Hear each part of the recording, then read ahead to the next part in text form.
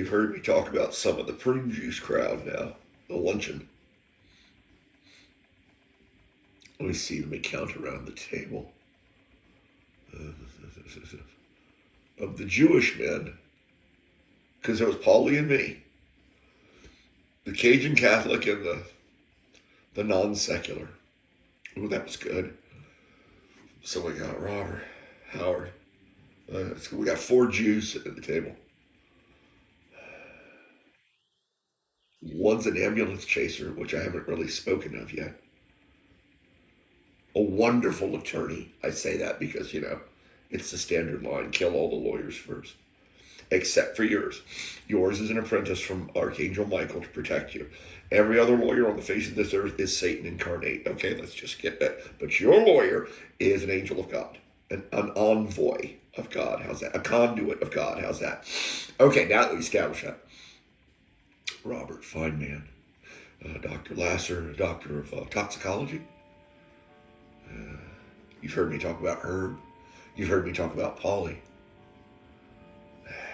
Bernie's next. Yeah, Bernie wasn't a professional like the others. Nope. I mean, you got Herb, officer material, right? Excuse me. You have Herb, officer material, retired colonel, always on call. They're never really retired. Not guys like him. No, I can't say anymore. All right. And then you got the doctor of toxicology, Dr. Lasser. His father was the guy that did real well during the Depression. And then you got Bernie.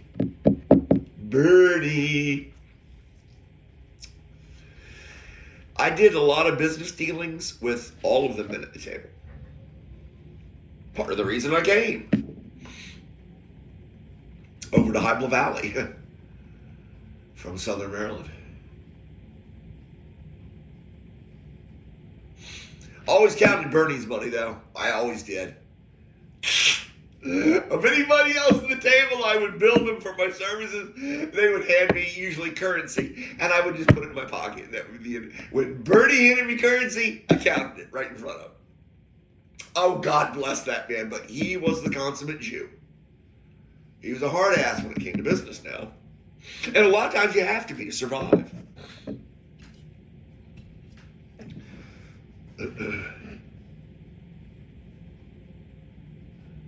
It's called Arizona. We romance the rocket and its oh so very red glare. A Sunday morning hell from the sky as they stared. Was it Sodom, Gomorrah, shooting stars and flares? The ripping of steel, the blackest of smoke in the air. Some burned at their posts, others gangway stairs. Some found some of themselves, both here and there. Some sought refuge in the Pacific's tears, and where some just resigned themselves to their final prayers. We romance the rocket and its oh so very red glare. We build monuments to remember, to honor, to care. At this solemn place I wipe tears with my own hair. Sandals off as dawned upon the lawn I did not dare. Yep, that was one of them tag-alongs with old Herb. That's right. My mama didn't raise no foe. Got me in Sydney. The Shriners do wonderful work, by the way. The hospital in Honolulu, awesome. They're building when we were there back in the early 2000s, and they were building like small apartments units for the families to stay in while their child was being treated. And it's my understanding that was no charge as well. Dun, dun, dun. Somebody get off their fat ass wallet. Send some money to the Shriners. Okay?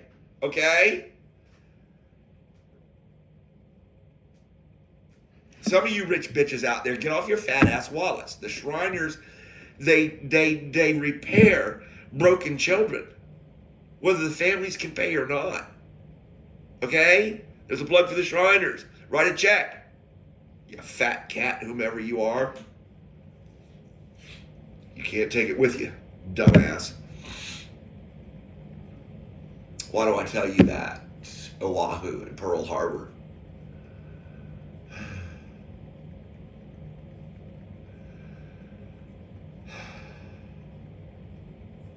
Bernie said to me, yeah, we had a GS2. I started as a GS2 in the mailroom.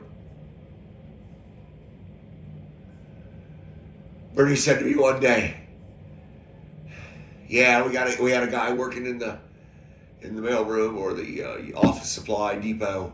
It's GS2. He could never go beyond that. He couldn't meets or exceeds, as we do in the government, to get a great evaluation to promote. Because he really couldn't even be there as a GS2, as an entry-level post, because he wasn't all there anymore. Because this man, as Bernie relays his story to me, this New York Jew, tough, big guy too, big ass bear.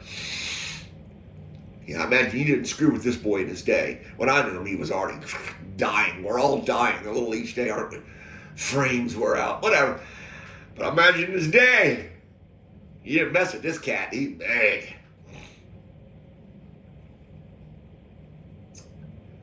And so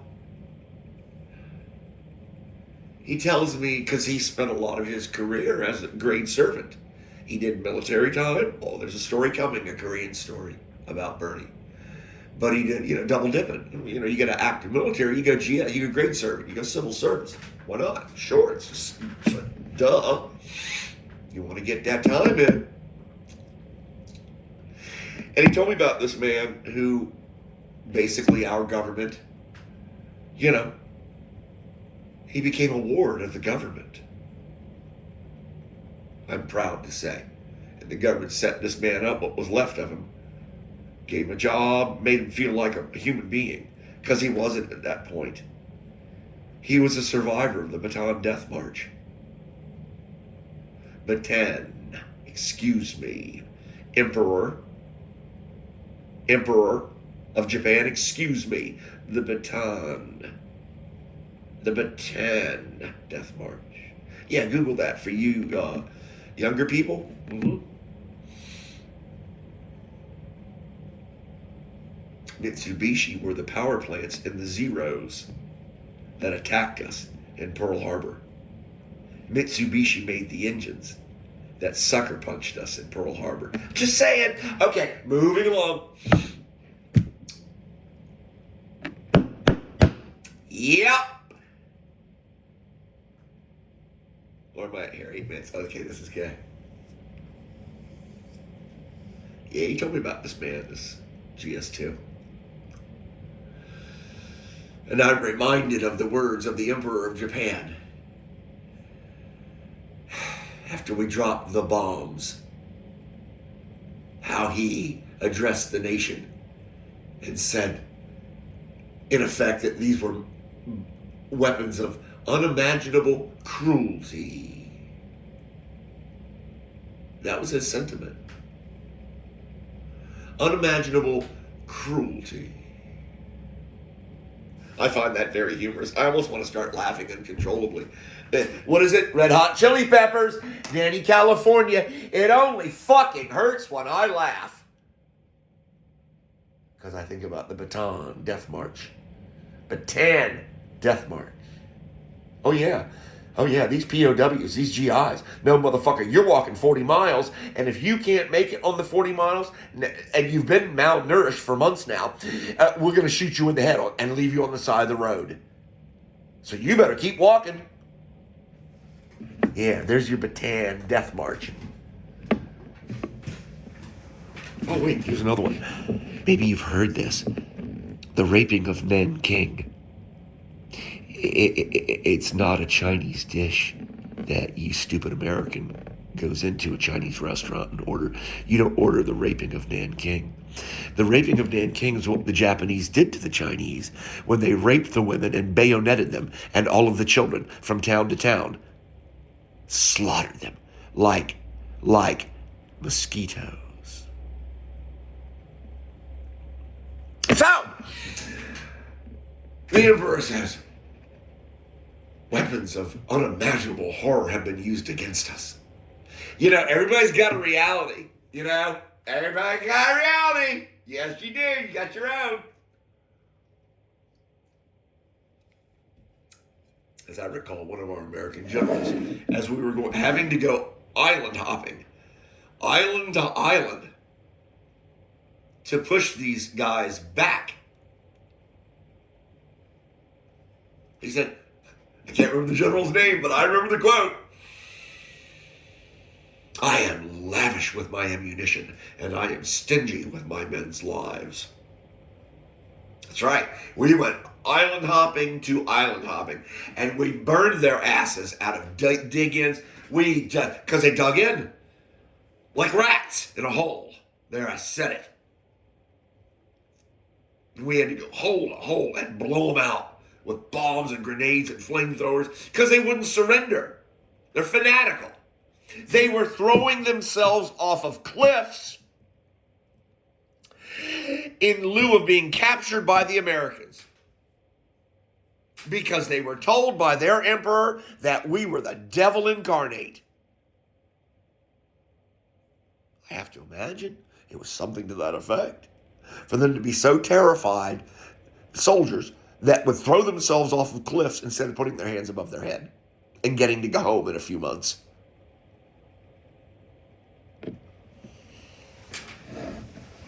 The pot calling the kettle black. I'm tired of that shit. I'm tired of people who judge me who ought not. Feeble-minded. Children. Reactionary creatures that respond to the stimuli directly in front of them only. You do not think anymore. You just react. Welcome to the 21st century. Duck Dodgers in the 24th and a half century. I used to love those cartoons. They go up against Marvin, the guy that looked like he had a big, what do you call, shoe cleaner brush that you keep by the door, but you scrub your shoes off when you come in, and he wore that as like a Roman whatever. Marvin the Martian. Oh, great. Duck Dodgers, because Daffy had to take him on. Duck Dodgers. In the 24th, okay, so it's the 21st century. And we still have people pointing, casting aspersions, pointing the finger of blame at somebody. It's not whether you win or lose, it's how you play the game. Yep.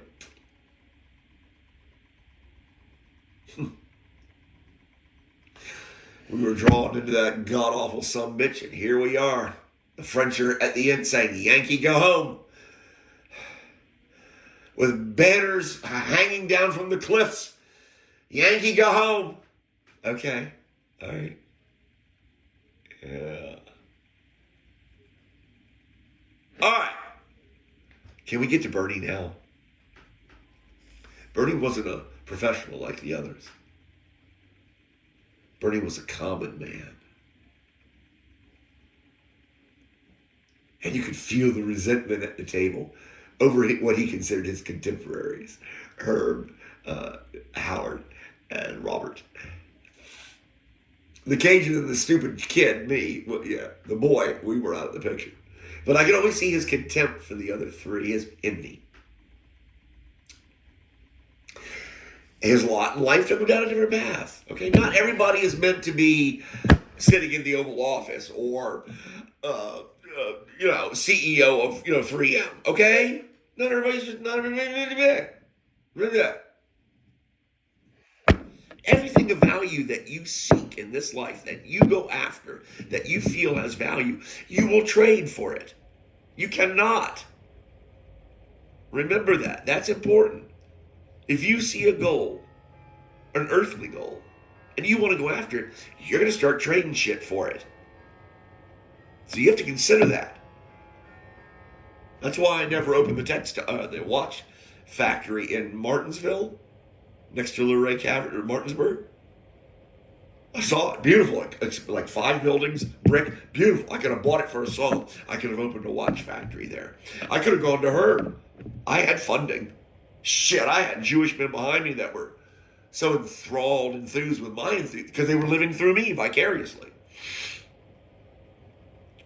Remember I said to you, Herb said to me one day, you can only make so much money working with your hands. And I was still a young man at the time. I saw it. I was like, I could, the great American watch, I could do this. And I stopped and I went, and forever will that guide your path for the rest of your days. Do you want to do that? First of all, commit. Take the entrepreneurial risk. Go to your friends for money. Large sums of money. And I shrinked. And I said, no. I didn't want to paint myself into a corner like that with my life. I loved horology, watch repair, at the time. But not that much. Because that's not where my treasure is stored. All right. Bernie. Yeah, man. He served in Korea. So did Herb. Herb served as a colonel, though. Okay? Bernie, I'm pretty sure, served as an NCO.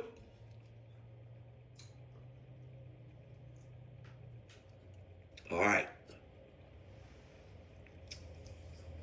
Now, here's where it's going to get kind of grim. So some of you have tender stomachs, whatever. He was out on patrol. Out on patrol. I guess he was in a platoon, maybe. Nothing larger than a platoon, I want to say.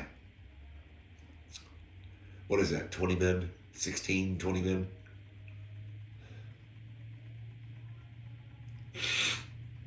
And he said, he saw them before they saw him.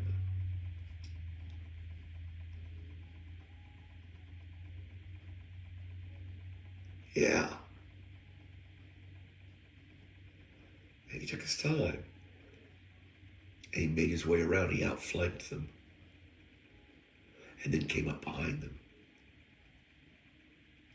And then he shot both of them in the head at point blank range.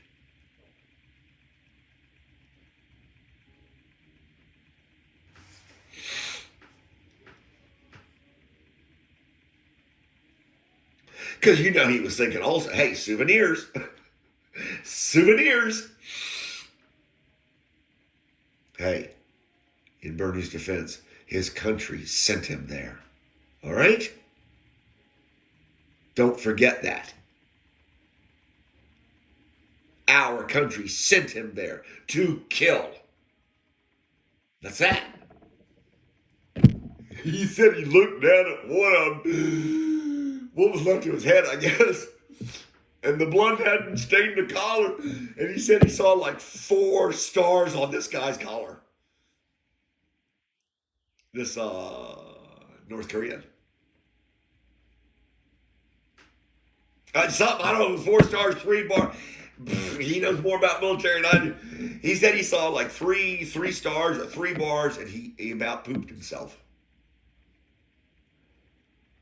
Because he had made himself a marked man. He had killed a high-ranking officer.